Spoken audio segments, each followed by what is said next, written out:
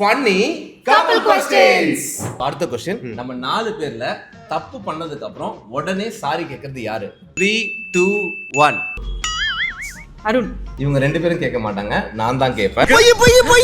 நீ கேட்க மாட்ட. நீ கேட்கவே மாட்ட, ஒத்துக்கவே மாட்டோம்ல. நம்ம ஒத்துக்கிட்டாதானே நம்ம சாரி எல்லாம் வாயில இருந்து வரும். அருண் நிறைய சாரி கேட்க. ஏன்னா நான் தப்பே பண்ண மாட்டேன். அதான் நானும் இந்த நேரத்துல ஒண்ணு சொல்லணும், நானும் தப்பு பண்ண மாட்டேன். ஆனா இவங்க எல்லாம் நான் தான் தப்பு பண்ணேன்னு சொல்லியே பேசுவாங்க. அதனால ஃபர்ஸ்ட் நான் சாரி கேட்டுருவேன். இல்ல, நான் தானே தப்பு.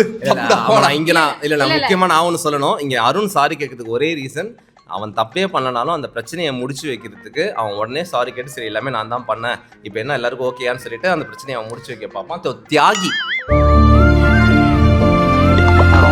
அண்ட் ரெண்டாவது நான் சொல்லி ஆகணும், கண்டிப்பா பிரியா. ஏன்னா விளக்கமாறாலே எங்களை அடிச்சுட்டு மனசாட்சியே இல்லாம அடிச்சுட்டு அதுக்கப்புறம் சாரிடா தெரியாம பண்ணிட்டேன்னு சொல்லும். அடியும் வாங்கிட்டு நாங்க வந்து ஓகே பிரியா நோ ப்ராப்ளம் ஏன்னா திருப்பி அடிக்கும்ல, அதனால முன்னாடி நாங்க நம்ம ஒருத்தரோட ஒருத்தர் வந்து டிஸ்அக்ரிமெண்ட் இருந்தா பரவாயில்ல. எப்பயுமே பாத்தீங்கன்னா மோஸ்ட்லி நாங்க வந்து ஒரு பர்சன் இருப்போம், ஆர்கியூ பண்றதுக்கு 2% இருப்பாங்க. அப்ப என்ன ஆகும்னா நம்மளோட வாய்ஸையோ டெம்பரையோ இல்லை ஏதோ ஒரு விஷயத்தை நம்ம ரேஸ் பண்ணா மட்டும் தான் நம்மளோட பாயிண்ட் அங்க பதியவே வைக்க முடியும். மாஸ்டர் நெக்ஸ்ட் அப்படி நடக்கும்போது ஏதோ ஒரு டைம்ல வந்து மிட் கிரவுண்ட் ஆயிட்டு ஓகே உன்னையும் தப்பு நானும் தப்புன்னு ஒத்துக்கிட்டா நான் ஆமா கரெக்ட், மேபி நீ சொல்றது கரெக்ட் அப்படின்னு சொல்லிட்டு நான் வந்து நியாயமா சாரி சொல்லுவேன். அப்போ கூட நியாயமே இல்லாம மனசாட்சியே இல்லாம அதெல்லாம் கிடையாது இதெல்லாம் கிடையாதுன்னு பேசுறாரு.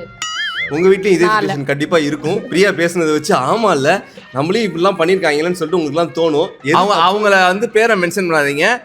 பிரியா அப்படின்னு சொல்லிட்டு நீ தாண்டி அப்படின்னு சொல்லிட்டு அவங்க டாக் மட்டும் இல்ல அப்படி சொல்லாதீங்க. நியாயமா அவங்களை டாக் பண்ணிட்டு கரெக்ட் தான் நீ சொல்றது, அதனாலதான் நீ வந்து இவ்வளவு ரியாக்டிவா இருந்திருக்கேன்றது எனக்கு இப்ப புரியுதுன்னு ஒரு அக்னாலஜ்மெண்ட் கொடுத்தாலே அங்க முடிஞ்சிடும். ஏன்னா எங்க வீட்டுல குயின் வந்து பிரியா தான், நாங்களாம் கீழே இருக்கிற சிப்பாய்கள். அமரேந்திர பாகுபலியாகிய நான் குயின் எது சொன்னாலும் நாங்க கேட்டுக்கணும். அவங்க பிரெயின் வாஷ் பண்ணுவாங்க, பிரெயின் வாஷ் பண்ணாதீங்க. ஓகே.